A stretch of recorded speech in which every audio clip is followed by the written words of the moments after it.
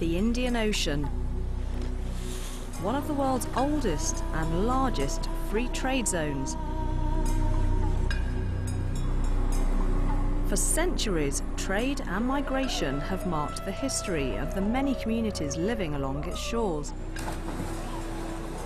But the name of one place on the coast of East Africa has long captured people's imagination. Zanzibar, the Spice Island.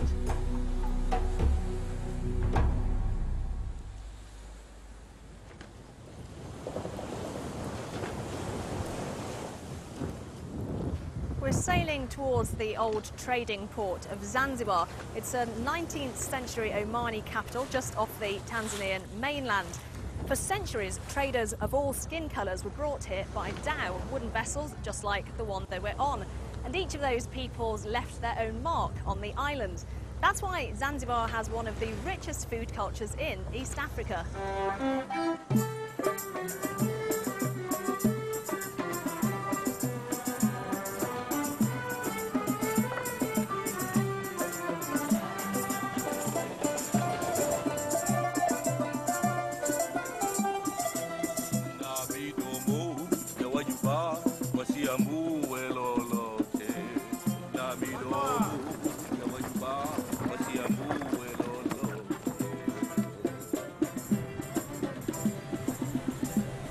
You may think street food, as the name suggests, is strictly about affairs of the street. But for Zanzibar Island, the ocean is its road network. And dhows are the link between the sea and the land.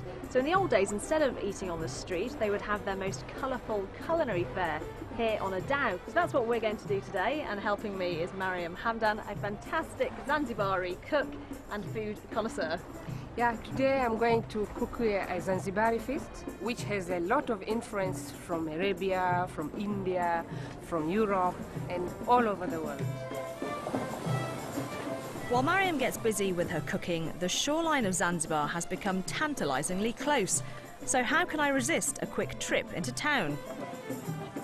And as a sports journalist, I've decided to check out something close to my heart. Modern Zanzibar has one major passion.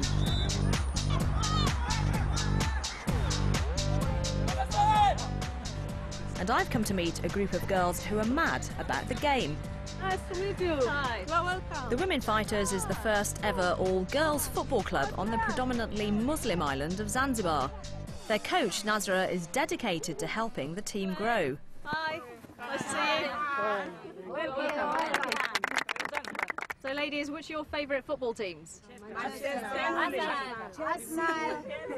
come to Zanzibar and it's Arsenal, Manchester United and Chelsea again. They are crazy of abroad team. Hey, hi. Hello. Nice to meet you. Hello. Hello. Ooh, excellent. Sisi tunacheza mechi. Uko tayari kuwa pamoja na sisi kucheza hiyo mechi? They say they have a match to play. Okay. You like to join us to have a match? I'll try. Yeah, tajaribu. Excellent. Thank you. With my new rather daunting sports challenge ahead, it's time to get back to cooking on the dhow, where Mariam's first dishes are ready. So, Mariam, what have you made for me? Oh, I've made boko boko. Okay. What's boko boko? Boko boko is made of wheat and meat, and then you have spices. Okay. You have ginger, Ginger, yep. cumin seed Cumin seeds, powder, yeah. and this Yep. one This is cinnamon. cinnamon powder. This actually came from the Arabs. Oh, it's a bit hot, so Oh, okay. I don't know. Maybe you try it here. A little. See how it can taste it. Tastes a bit like porridge, but with chicken in it. But that doesn't sound like it's very nice, but actually it is. A little bit of spices in it, not overbearing, but it's nice. Okay, I've also made you pilau. Oh, okay, great. That's a bit more familiar. And, so is this Indian influence or? Yeah, Indian and Arabic. So this is So what's in this? made of rice and then meat and a lot of spices. Ginger? And then Yep. garlic for the meat. We use this sticks. You We use don't cinnamon use sticks, the yes. flour. We use also Pepper cloves. cloves, Yep. black pepper. Okay. So, Mariam, we've used a whole load of spices in this pilau Yeah, dish, but yeah. how important are spices for cooking in My Zanzibar? God. How do you expect us to cook without spices? So we've seen from Mariam's cooking that much of Zanzibari food is about the spices. But spice isn't just about flavouring food here. In fact, until not so long ago, a lot of the island's wealth was built upon spices. So I'm going to get back off the dhow and find out more. Hi. Hello. Hello. How are you? I join you. Okay. Thank you. Okay. Yes. I'm going down. Okay. Careful. So I've swapped my dhow boat for a della, which is basically the only kind of public transport that there is in Zanzibar. And I'm heading towards one of the biggest spice gardens on the island, which is also now something of a tourist attraction. Thank you. Bye. Here I have In his spice garden, Yusuf, a third-generation plantation owner, tells me how his Arab ancestors started this business. Very peppery. How did you get all of this land? this from Sultan original. After Sultan, my grandfather from Oman Okay. bought. Now I think 110 years ago. Zanzibar's original settlers were Bantu-speaking Africans, but the Arabs, especially Omanis, have had a huge influence here. They set up trading colonies in Zanzibar in the 17th century, ending 200 years of Portuguese dominance on the island. In 1832, the Sultan of Oman moved his capital from Muscat to Zanzibar, which had become a major slave trading centre.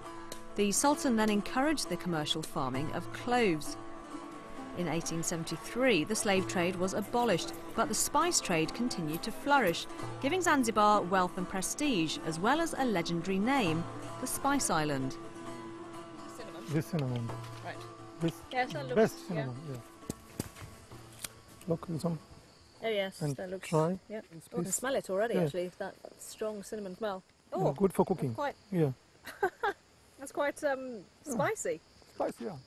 And here this fall down. This fresh clove. And this black is seed. The seed using for ladies like lipstick.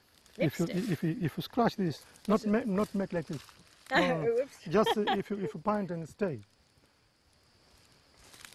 Like that, yeah. Enough. Is that okay? Yeah.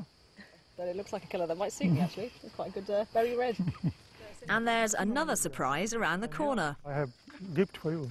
You have a gift for me? Yeah. Oh, you've already given This me is some. gift for all people. Come here and Oh, wow. okay.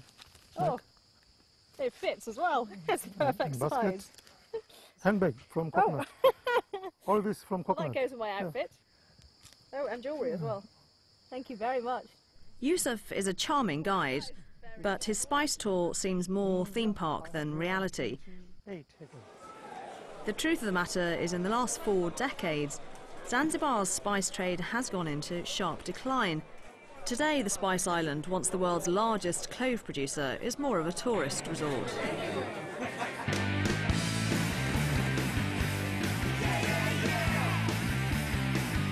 Welcome Zanzibar, my friend, yeah?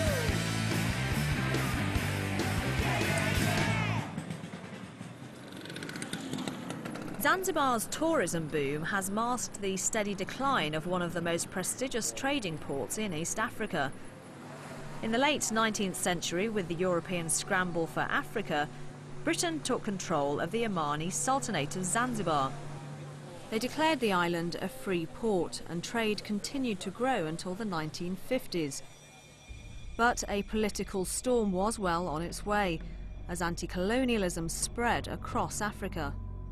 The major change that came to Zanzibar was starting in 1963, when first Zanzibar got independence. Within a month, there was a revolution.